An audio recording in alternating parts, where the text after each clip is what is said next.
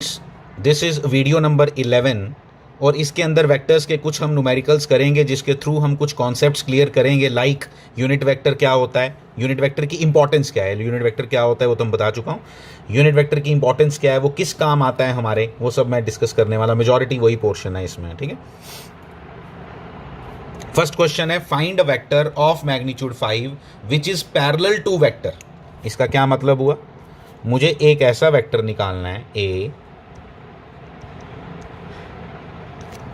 जिसका मैग्नीट्यूड 5 है but direction कितनी है, कौन सी है, जो इसकी है ए वेक्टर, सॉरी इसका नाम ए वेक्टर है, इसका फिर बी वेक्टर रख लो।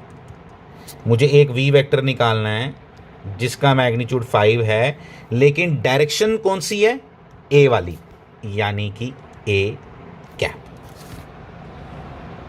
ए कैप हो गया। ए कैप क्या होता है बताओ। A cap is a unit vector which has a magnitude 1, मतलब कि वो जब 1 इससे मल्टीप्लाई होगा तो इसको चेंज नहीं करेगा, यही चाहिए मुझे, मैं 5 ही चाहता हूँ, लेकिन उसकी डायरेक्शन कौन सी होती है ए कैप की, जो डायरेक्शन इसकी है। तो ए कैप कैसे निकालें, इस पे पूरा क्वेश्चन है ये। तो ए कैप कैसे निकालते हैं ये बड़े अच्छे से मालूम है आपको। ए कैप इक्वल टू होता है A vector divided by this, mod of this. Mod of A क्या होता है, अंडर रूट ऑफ 2 का स्क्वायर प्लस 1 का स्क्वायर प्लस -2 का स्क्वायर। ठीक है, कितना हो गया ये 4, 4 + 1, 4 + 1 5, 5 + 4, 5 + 4 9, ये 3 हो गया, ये 3 हो गया। तो ए कैप क्या हुआ, देखो ए कैप क्या हुआ,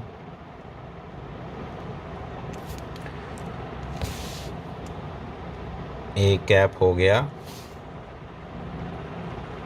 ए कैप देखो मैं लिख रहा हूं 2/3i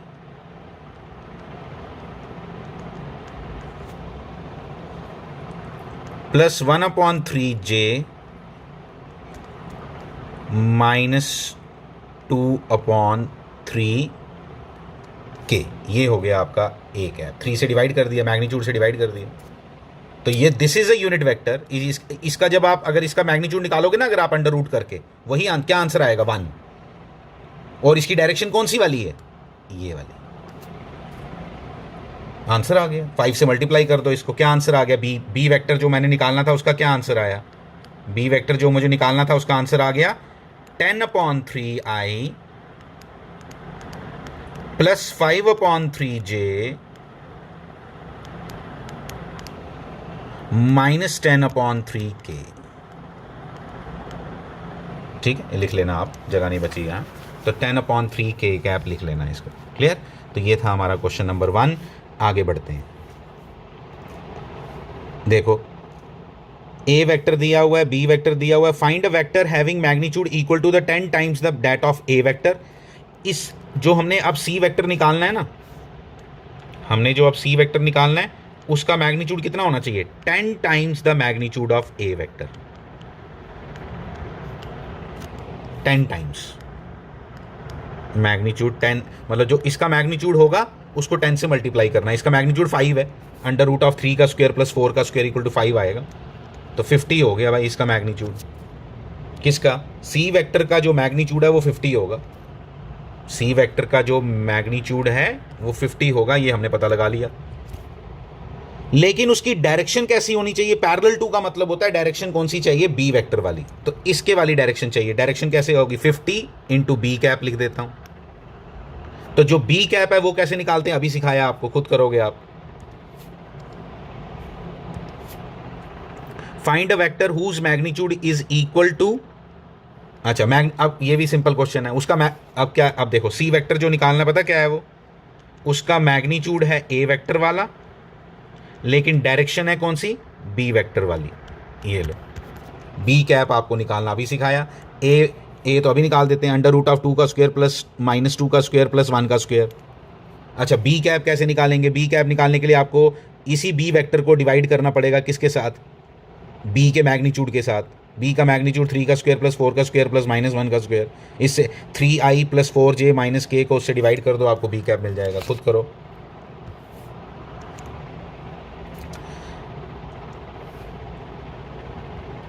A vector, B vector and C vector are 3 coplanar vectors. Coplanar मतलब एक ही प्लेन में है वो। Such that A plus B plus C equal to 0। अगर A plus B plus C equal to 0 है, डैट मीन्स कि अगर उन वेक्टर्स को हम सेम ऑर्डर में कनेक्ट करें, तो ट्राइंगल कंप्लीट बनेगी। क्योंकि मैंने बताया था कि जब कोई भी क्लोज्ड फिगर हो सेम ऑर्डर में बनाई गई तो उसका जो रिजल्टेंट होता है वो 0 होता है। तो यहाँ पे पहले से गिवन है कि A vector plus B vector plus C vector equal to 0 है, दैट मीन्स कि ट्राइंगल तो बनेगी, 100% ट्राइंगल तो बन गई। अब A vector equal to B vector है उसमें, और जो सी वेक्टर है वो √2 ए वेक्टर है। जो सी वेक्टर है वो √2 ए वेक्टर है। अब मैं सी वेक्टर का मॉड निकाल देता हूं आपको। तो C vector equal to √2 A vector है, तो उसको कैसे निकालेंगे हम वो देखते हैं। हमें मालूम है कि सी, पहली बात ये कि C vector is equal to क्या होगा,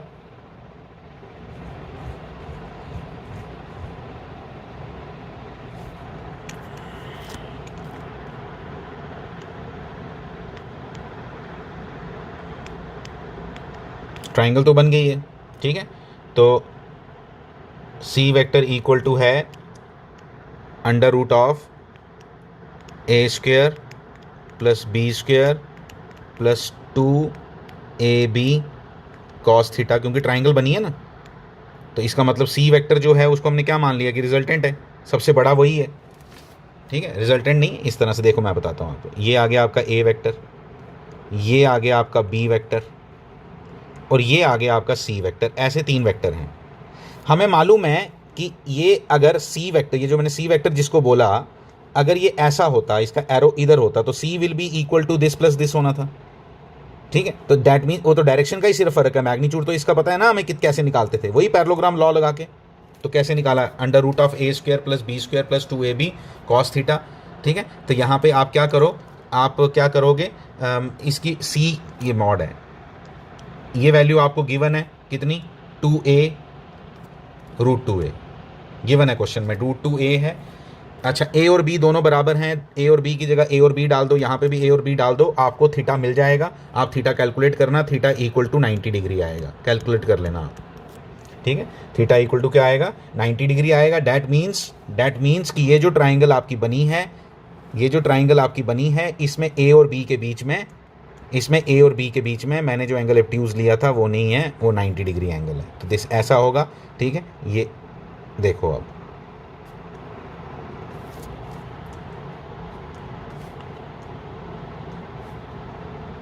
ये सारी कहानी है, ठीक है। ये आ गया आपका ए वेक्टर, ये आ गया आपका बी वेक्टर, ये आ गया आपका सी वेक्टर। अब मुझे पूछा है ए और बी के बीच में कितना एंगल है, 90 निकाल लिया हमने। बी और सी के बीच में कितना एंगल है, बी और सी के बीच में एंगल निकालने के लिए आपको पता चल गया ये ए और बी बराबर हैं, तो ये 45 है। लेकिन ए और बी का एंगल निकालने के लिए what you need to do, आपको इसको आगे खींचना पड़ेगा, ठीक है। इसको आगे खींचना पड़ेगा, इसको आगे खींच के ये वाला एंगल आएगा। ये एंगल कितना आया, 180 माइनस 45, मैंने सिखाया आपको। जब ये पता चल गया तो अब आना चाहिए आपको। फिर इसी तरह से मैंने किसके बीच में एंगल निकालना है, इसके बीच में सी और ए के बीच में एंगल निकालना है। तो सी को आगे खींच लो भाई, सी को आगे खींच लो, ये वाला एंगल 45, तो ये भी 135। तो 3 आंसर आ गए हमारे पास। क्या, ए और बी के बीच में जो एंगल आएगा वो 90 आएगा, बी और सी के बीच में जो एंगल आएगा वो 135 आएगा, और सी और ए के बीच में भी एंगल 135 आएगा।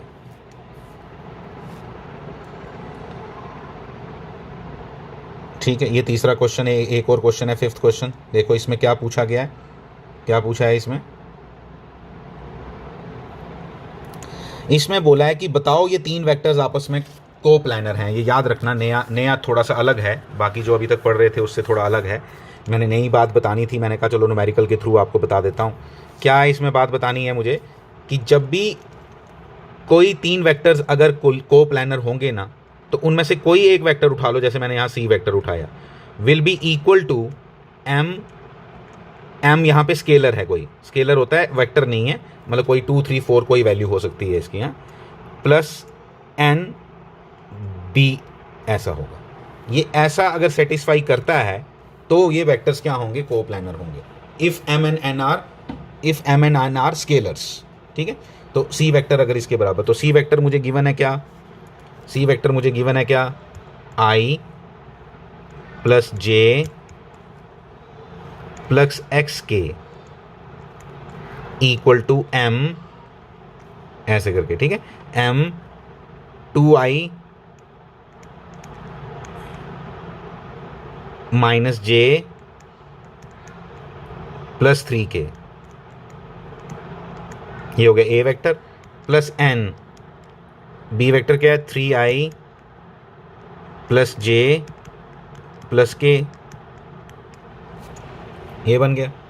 अब ध्यान देना, अब इसको खोल लो, क्या बन जाएगा, आई जे, ये जो राइट हैंड साइड है इसके आई जे के निकाल लो, राइट हैंड साइड के निकाल रहा हूँ, ठीक है, मैं लिख रहा हूँ, आप समझना, 2m प्लस 2n, देखना क्या, 2m प्लस 3n और इक्वल टू क्या आएगा, 1।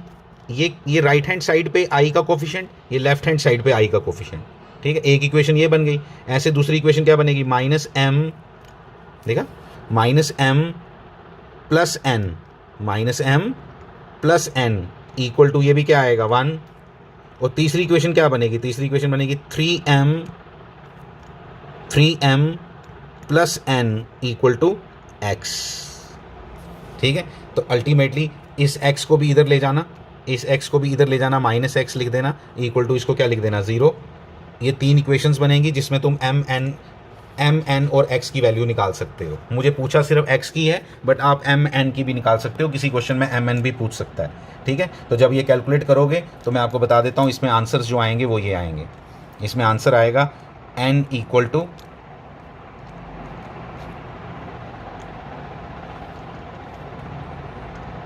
इसमें आंसर्स आएंगे